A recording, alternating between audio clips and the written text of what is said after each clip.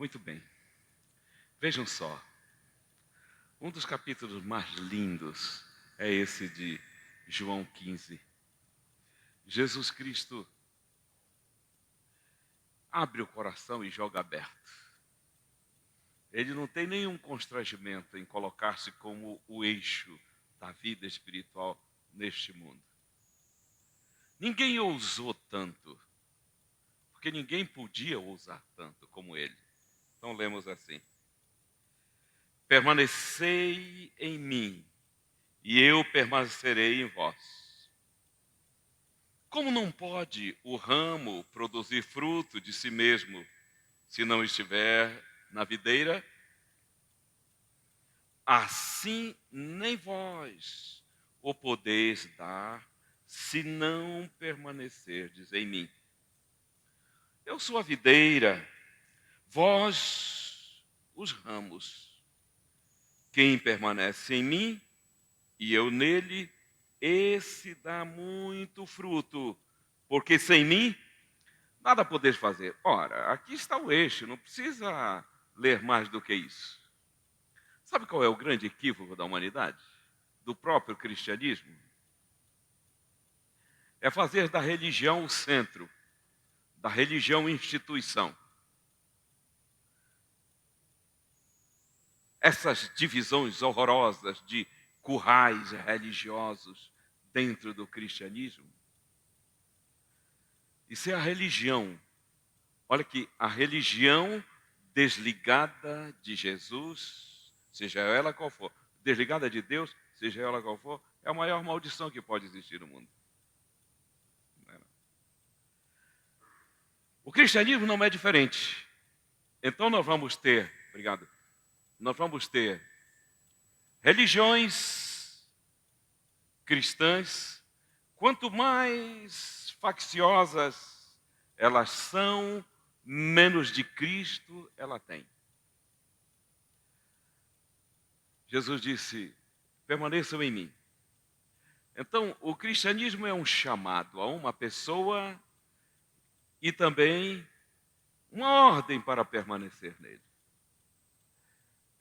Todas as vezes que o Senhor Deus trata com o pecador, ele nunca trata como sugestão. Jesus não veio ao mundo para ser uma sugestão. Ele não é uma escolha. Ele é a única saída. É por isso que ele vai sempre tratar no imperativo. Vinde, é uma ordem. Quando a pessoa, reconhecendo que Cristo é o autor da salvação, resiste a ele, é a pior das desobediências. Quando uma pessoa vai a Jesus, aí ela tem outro mandamento: permanecei. Vejam só, por que as pessoas apostatam dentro do cristianismo contemporâneo? É porque se ligaram em religião, elas se ligaram em doutrinas.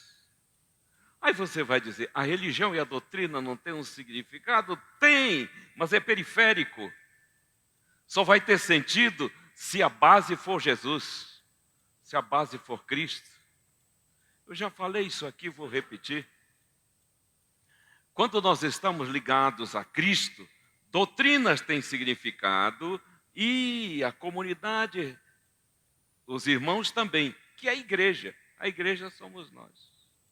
A religião, que é todo esse conjunto de doutrinas, liturgias, princípios éticos, também vai ter um significado especial, são parâmetros morais.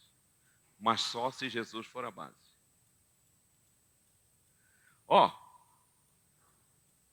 Qualquer religião desligada de Cristo é um foco de doenças, de atritos, de posturas sem amor.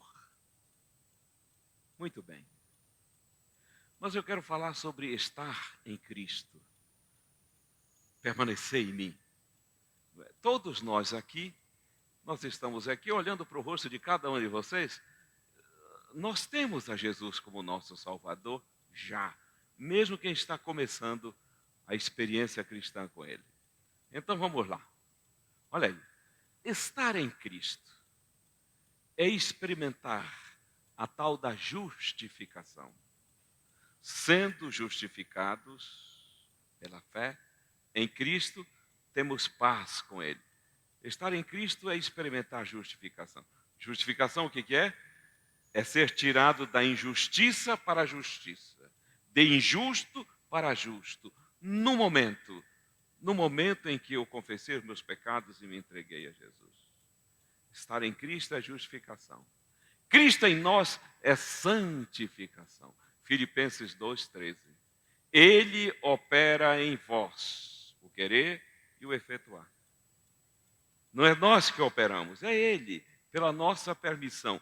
O que é operar em nós o seu querer? É ir ajustando a nossa vida conforme a sua vontade, que é o ideal para a nossa felicidade.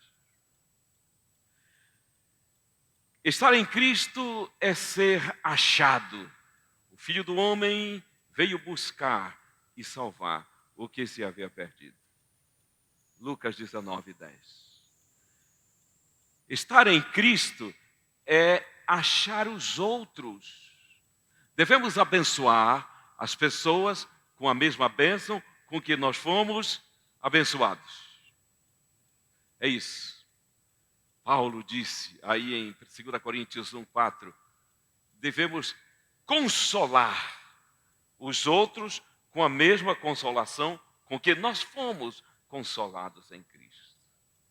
Você sabe que um dia Jesus vai enxugar nossas lágrimas físicas, mas as espirituais Ele já as enxugou, porque nós não temos mais dúvida para onde nós caminhamos.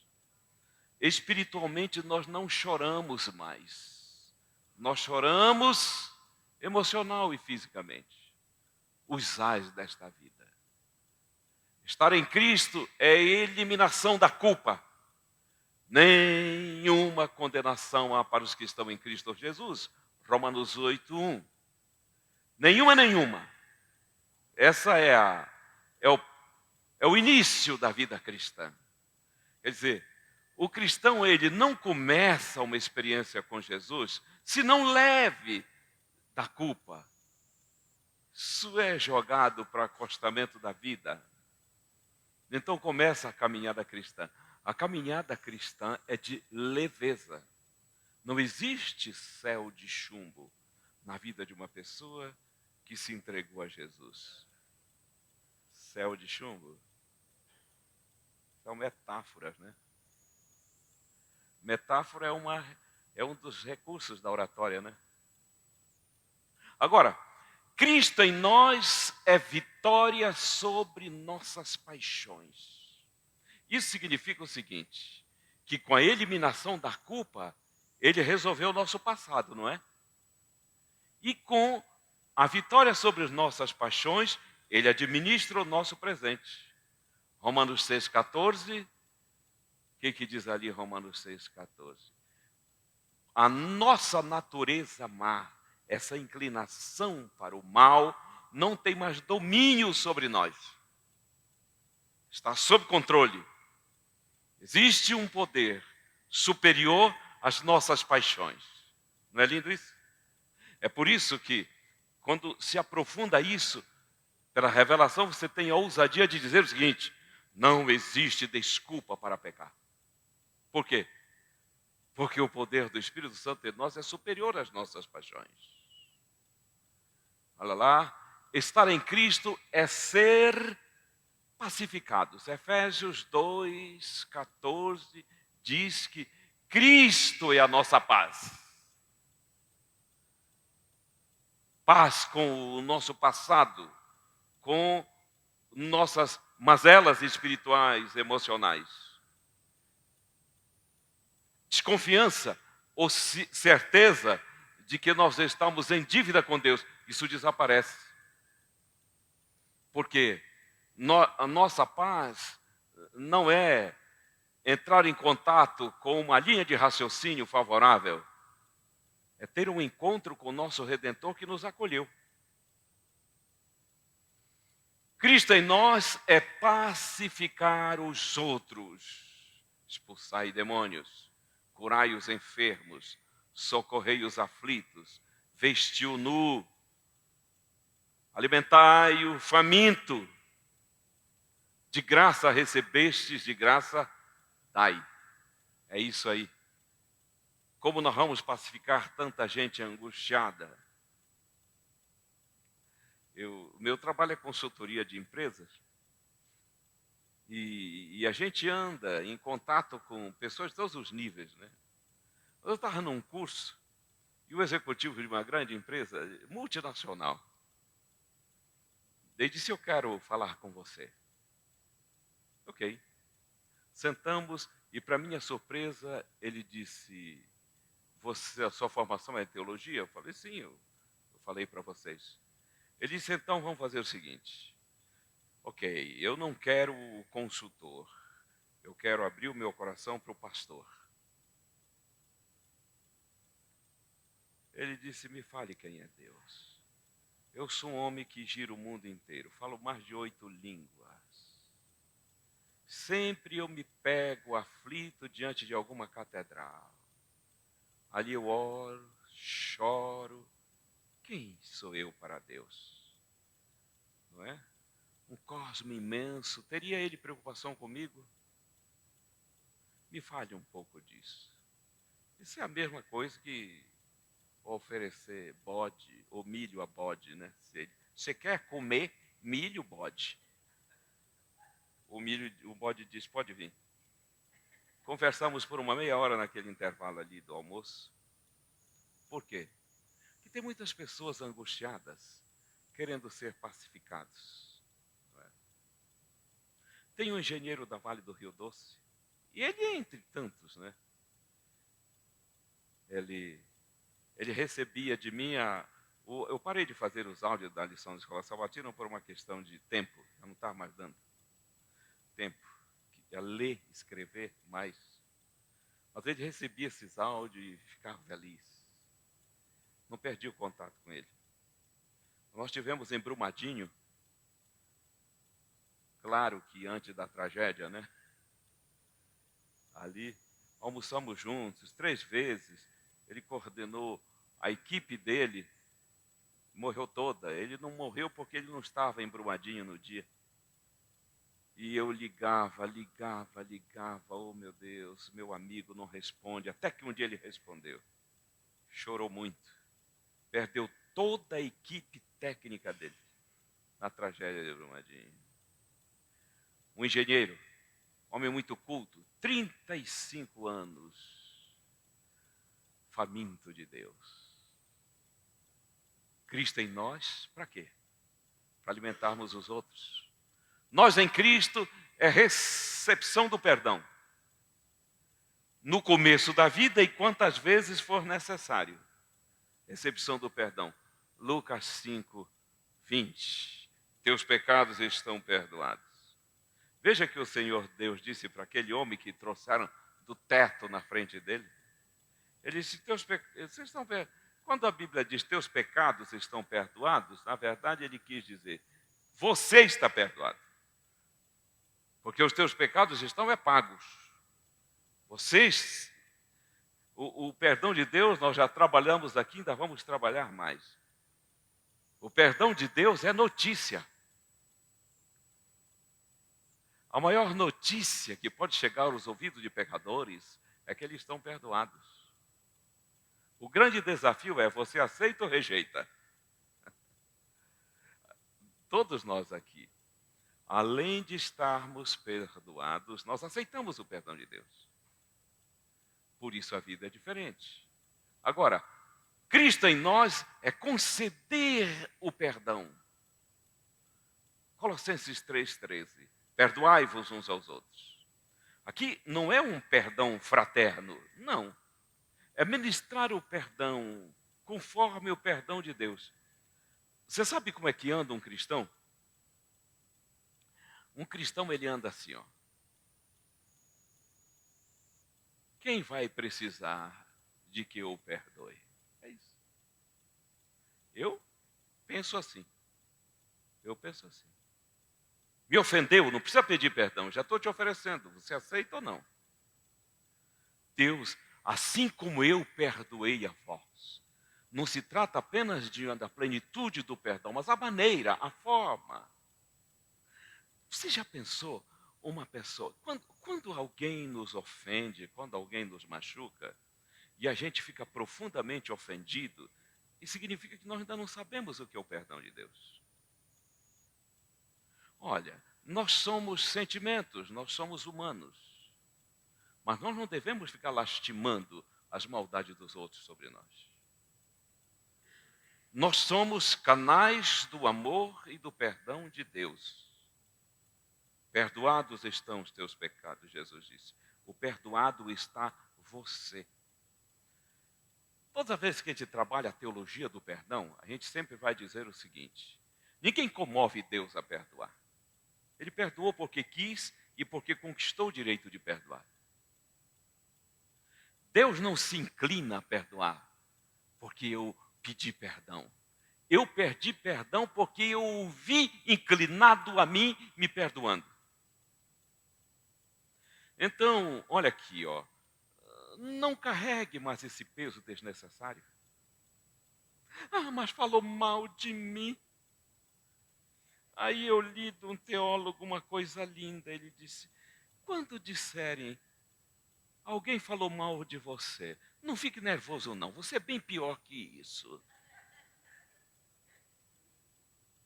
Eu achei isso, porque nunca alguém falou mal de mim que eu não fosse pior do que ele falou. Ele não falou metade. Às vezes a gente só não demonstra, sabia? A gente só não demonstra. Mas somos. O ser humano não nos avalia a intensidade que somos em termos de maldade.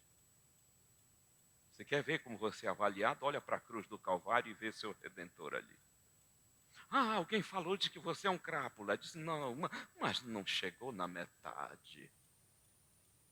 Diz que quando o Abraham Lincoln ganhou a eleição para presidente, tinha um cara que jogou duro na campanha. Aí foi dividir as pastas. Lincoln disse, a pasta de guerra é do Staton. Para quê? Os aliados disseram, como, presidente? É um grande inimigo seu. Ele falou, mas é o melhor que tem na nação. O maior estrategista que nós podemos ter. Ele vai falar mal do senhor. Será? Vai. Não demorou, os fuxiqueiros chegaram e disseram, olha, Staton já está falando mal do senhor. Lincoln levantou-se da cadeira, assustadinho, fingindo, né? E disse, é mesmo? É. Falou, então me contem o que ele está falando para eu melhorar, porque esse homem é muito inteligente.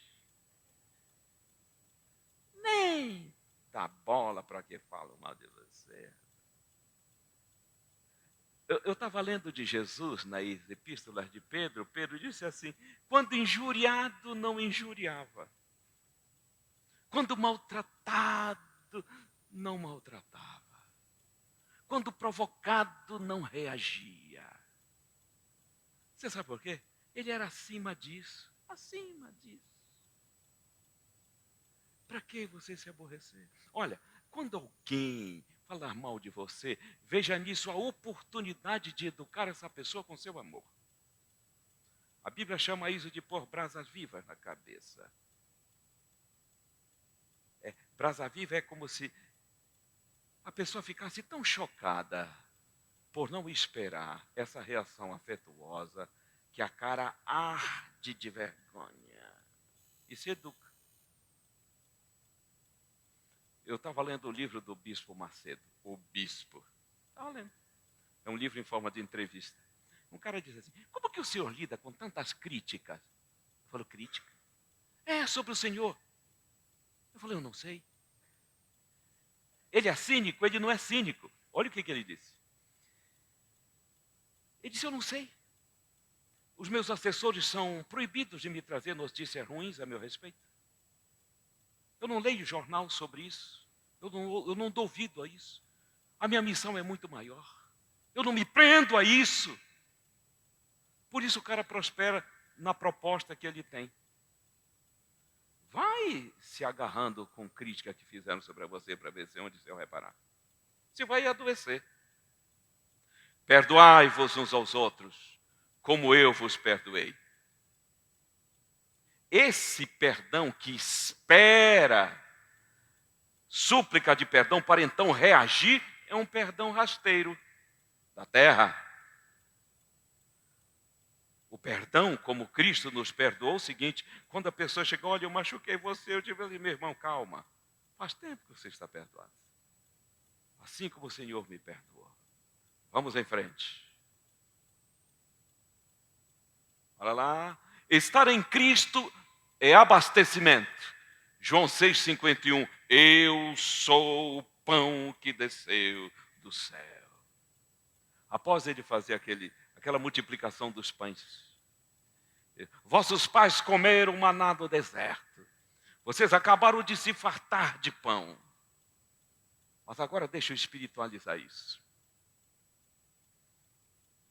Eu sou o pão que desceu do céu e que vocês precisam. Estar em Cristo é isso. É estar abastecido, alimentado. No começo e ao longo do dia e no final dele também. Cristo em nós é anatomia. Ou melhor, autonomia.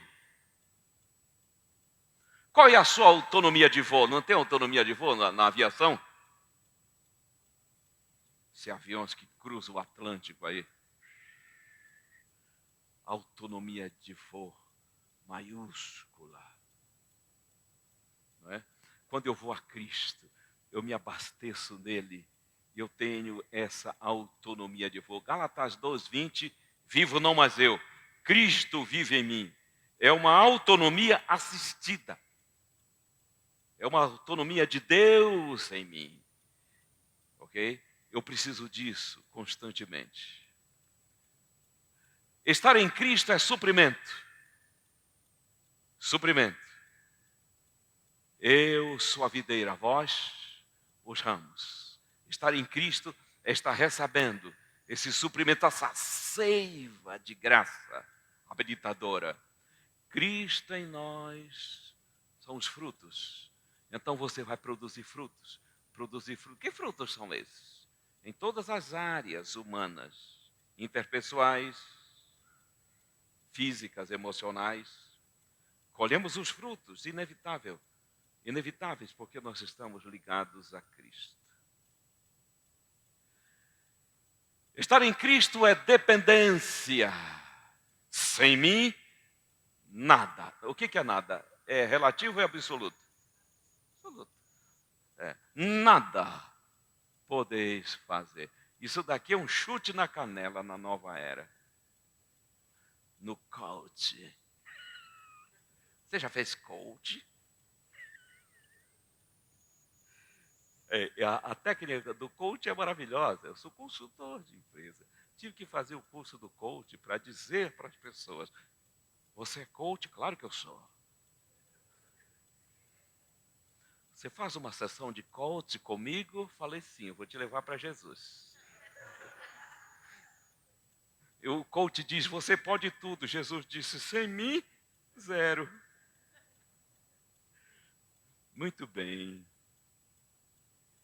Estar em Cristo é dependência. Ou como eu não consigo viver sem Ele. Não consigo. Não é? Você consegue? Você não consegue nada. Ei, sem mim, nada. Diz que um cara chegou para o Dalai Lama e disse: ó, Dalai Lama, o que eu faço? Dalai Lama disse: volte, medite 15 dias e depois volte. Se concentre, você vai ver que dentro de você estará a solução para os seus problemas. Se concentre, olhe. 15 dias depois o rapaz voltou, disse: oi, Dalai. Falou: e aí? Olhou para dentro de você, meu filho. Eu olhei, Dalai Lama. Porque você viu, ele falou, lama.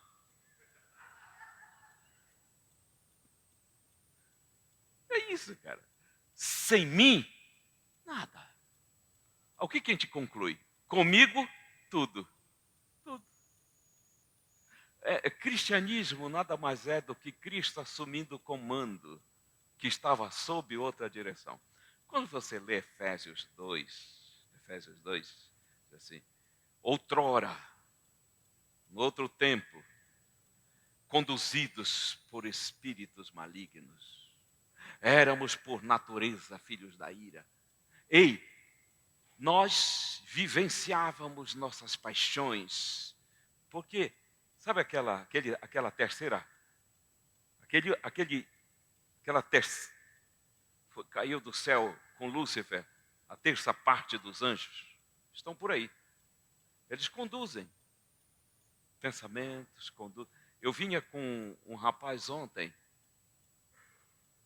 nós estávamos vindo de Poços de Calda, meu amigo, meu colega me deixou no começo da Bandeirantes, no pátio do Fogo do Chão. Fogo do Chão? Churrascaria gaúchona, né, eu acho. Saí do carro ali com a minha partinha, já vieram logo 2. Bem-vindo, eu falei, não é dessa vez não. Eu só parei aqui para pegar um Uber. Tudo bem, senhor. O Uber veio. Nós já estávamos aqui, chegando. Saiu, veio um cara e deu uma entrada nele assim. Mas deu-lhe uma fechada, ele travou, o cara entrou, saiu, já entrou ali. Eu falei, você é cristão? Ele falou, sim, eu creio em Jesus. Eu falei, então esteja certo, que a rua está cheia de gente endemoniada. Você não morde na isca dessas provocações. Ele falou, que bom o senhor falar isso. Eu já contei pelo menos umas 5, 6 dessas por dia. Provocação. Por quê? Porque são pessoas que ainda não conhecem o Senhor Jesus. Eles são regidos por espíritos malignos. Agora nós vivemos em dependência do Senhor, autor da nossa redenção, do Espírito Santo. Cristo em nós é missão. 1 João 1:1-3. Aquilo que vimos, olha, aquilo que ouvimos, aquilo que nossas mãos tocaram, o verbo de Deus. É isso que nós anunciamos. Então, o cristianismo é mais do que comunicar um conjunto de conceitos. É comunicar a uma pessoa. É por isso que quando uma pessoa vive o cristianismo, como foi o caso do meu cunhado, que não fez um estudo bíblico, mas com cirrose hepática, disse, chama o pastor que eu quero me batizar. O pastor disse, o senhor precisa de estudo. Ele falou, nenhum. Eu vi minha mulher viver o cristianismo. É isso. Estar em Cristo é beber da fonte. Apocalipse 22:17. Todos que têm sede, venham à fonte. Nós fomos. Né?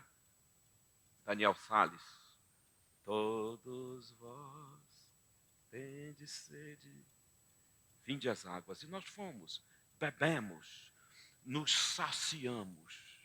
Não tem sede. Agora, estar em Cristo é saciar aos outros. Ele disse, aquele que me recebe e bebe dessa água. Ele falou para a mulher no poço de Samaria. Você sabe que no encontro com essa mulher no poço de Jacó, no começo Jesus tinha sede e ela tinha água. No final da conversa, ele tinha água e ela tinha sede. Assim que ela bebeu dessa água, por recebê-lo como Salvador, ela saiu para a praça da cidade e disse, venham ver se não está entre nós o prometido Messias. E a multidão veio. Por quê? Aquilo que Jesus falou estava acontecendo com ela. Nós somos cachoeiras de vida para os outros. Olha aí. Estar em Cristo é receber a vitória. Romanos 8:37 diz: em Cristo nós somos mais do que vencedores. O apóstolo Paulo sempre vai superlativizar o Evangelho. Ele disse: é bem mais do que você imagina. É muito mais. Em Cristo somos mais do que vencedores. Quer dizer, é bem mais do que você imagina. Ele é capaz de nos conduzir sobre nossas paixões, sobre os nossos deslizes. Cristo em nós é viver vitoriosos. 1 João 5, 4. Quem é que vence o mundo? Aquele que está ligado a Cristo. Porque esta é a vitória que vence o mundo, a nossa fé em Jesus. Uma fé prática, uma fé que nos ligou a Ele. Assim, viver, estar em Cristo é, na verdade, estar plugado na vitória. Quer dizer, um cristão, ele não anda em busca de vitória. Ele se desloca em vitória.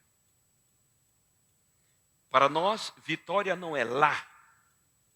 Vitória é cá. Nós chegamos à vitória. Jesus tomou conta da nossa vida. Nós caminhamos em vitória. Agora olha só que coisa, para não errar o alvo. 1 Coríntios 3:11 diz assim: ninguém pode colocar outro fundamento que já foi colocado na vida cristã. Ninguém pode colocar outro fundamento, a não ser Jesus Cristo. Quem que é a base? Jesus.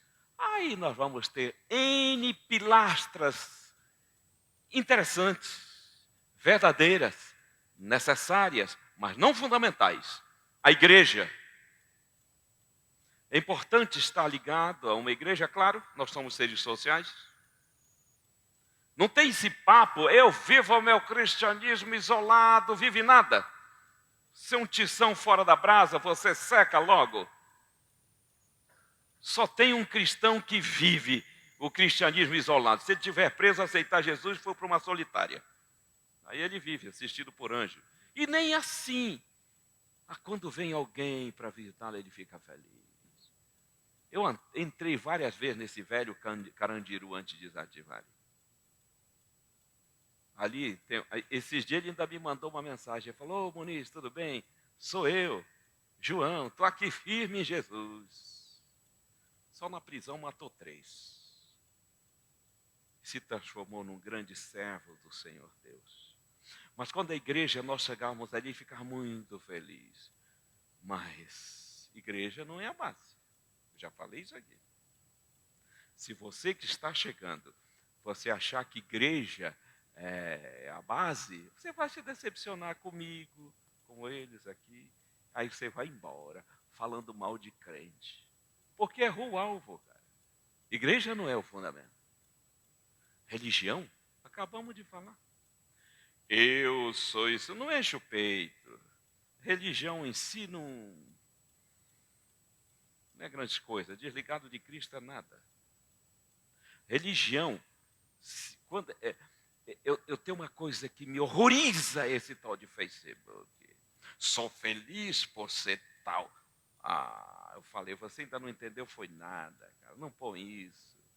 Não posta. Diga que você é feliz por ter Jesus no seu coração. Esquece placa de igreja.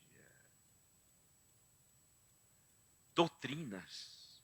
Como doutrinas são importantes, mas não são fundamentais. Ser importante é uma coisa, ser essencial é outra coisa.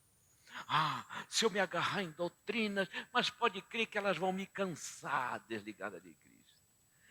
Tem tanto crente que não aguenta mais caminhar com doutrinas no lombo, porque Jesus não existe na vida dele. Aí se torna um fanático ou um crítico. Diga se não é. Missão. Ei, olha aqui, missão sem Jesus adoece. Missão sem Jesus adoece, entenda isso. Tem mais de missionário. Os missionários hoje adoecem igual um executivo de uma multinacional, sabia? Os psiquiatras têm me falado isso. Tem um livro aí na praça chamado Esgotamento Espiritual, analisando só a vida de pregadores do Evangelho doentes.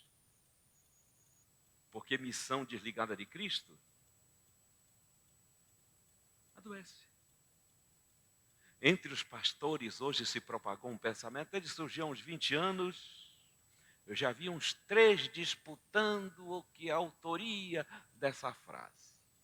De qualquer maneira, ela é linda, diz assim: há tantos que estão envolvidos, mas estão envolvidos com a obra do Senhor, que acabam esquecendo o Senhor da obra. Aí adoece, porque acharam que a missão é a base. Tudo isso que eu estou dizendo aqui é muito sutil. E a ética? Eu não roubo, eu não mato, eu não fraudo ninguém, eu não traio. Só que isso não é a base. E só tem um sentido se derivar da nossa relação com Jesus. Agora o fundamento é Cristo. Ok? Tem um velho hino. Põe hino lindo nisso, eu vou pedir que você solte. A primeira frase desse hino diz assim, ó: meu pecado resgatado foi por Cristo lá na cruz. Mas eu estou sugerindo, você sabe que o Inário Adventista está sendo reformado, ou reformulado, ajustado algumas coisas. E um desses foi que eu sugeri foi: você sabe por que está errado? Meu pecado resgatado foi por Cristo lá na cruz. Está errado. Nosso pecado não foi resgatado. Nós fomos, nosso pecado não. Nosso pecado foi pago. Nós fomos resgatados.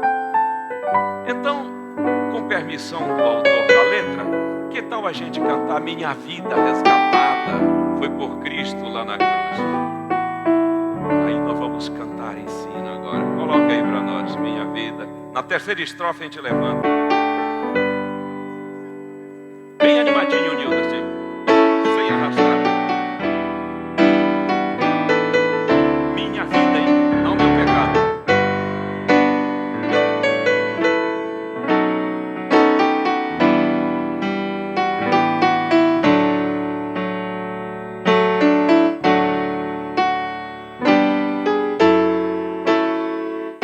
Para aí, volta de novo. Olha o que é o danado do vício, né?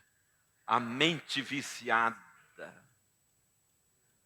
Minha vida, minha vida. Abre o meu fone. Resgatada.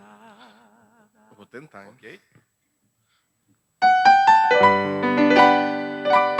Se eu tô sendo que mais é uma mãe. É gostoso eu cantar isso. Minha vida. Por que você não vem cantar aqui? Resgatada foi na cruz por teu amor. E os meninos da banda, por que não vem? Dá pra tocar? Não dá? Então vamos lá. Vamos lá. Vem, flama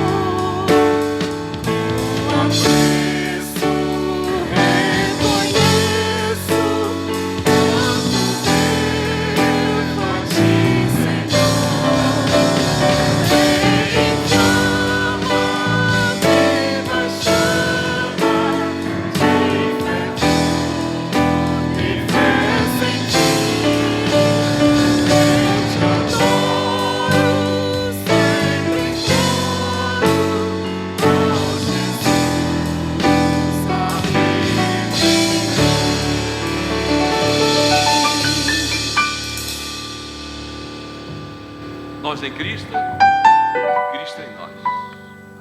Abastecimento, autonomia, recepção e dádiva, justificação, santificação, certeza de que sou dele, ele em nós para levar certeza aos outros. Pai Santo, obrigado por Cristo nosso Senhor, pela simplicidade da tua palavra e pela profundeza dela. Senhor, nós amamos a ética cristã, amamos a igreja, amamos as doutrinas, amamos a missão e tudo o que envolve o teu reino. Mas nós amamos antes de tudo a Cristo. Amém. Que Ele seja de fato a base para tudo em nossa vida cristã. Em nome de Jesus. Amém.